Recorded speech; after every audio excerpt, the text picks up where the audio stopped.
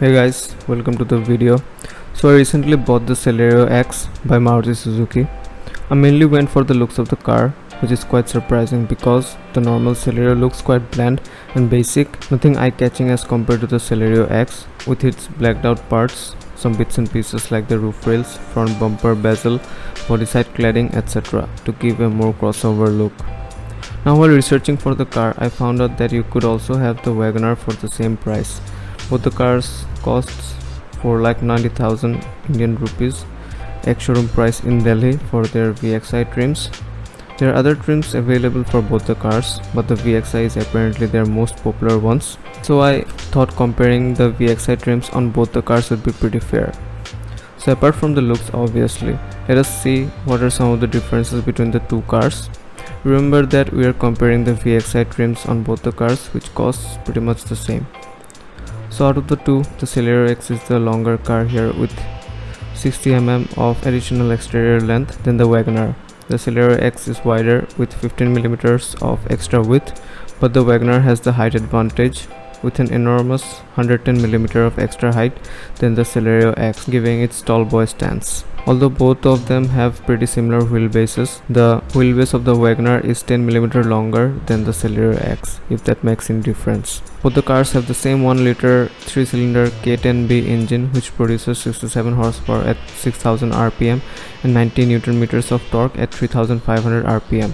Power is sent to the front wheels via 5-speed manual transmission. Although both the cars have the same engine, the Celerio X manages 21.63 km per liter while the WagonR does 21.73 km per liter, which is not much of a difference and is barely noticeable in real life. Although both the cars have ABS, the Celerio X has ventilated discs up at the front, whereas the WagonR has normal disc rotors up at the front. The ventilated discs in the Celerio X should in theory help the rotors in cooling efficiently and deal with brake fade in a much better way. That being said, both of them have drum brakes at the back. Both the cars have the same McPherson strut with coil spring suspension at the front, but at the back the Celerio X got a coupled torsion beam axle with coil spring and the WagonR has got a torsion beam with coil spring rear suspension.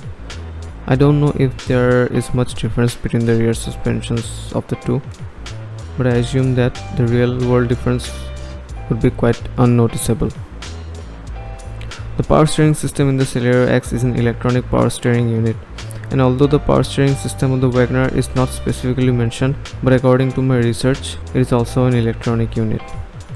The Celerio X is a tad heavier than the WagonR, weighing in at around 835 to 850 kilograms compared to the 820 kg curb weight of the WagonR. Both the cars have the same tire size and type. Both are 165 by 70 R14 tires which are radial and tubeless. None of the cars gets alloy wheels as standard on their VXI trims. They do get wheel covers, where the Celerio X gets a blacked out one, which makes the car look pretty sporty.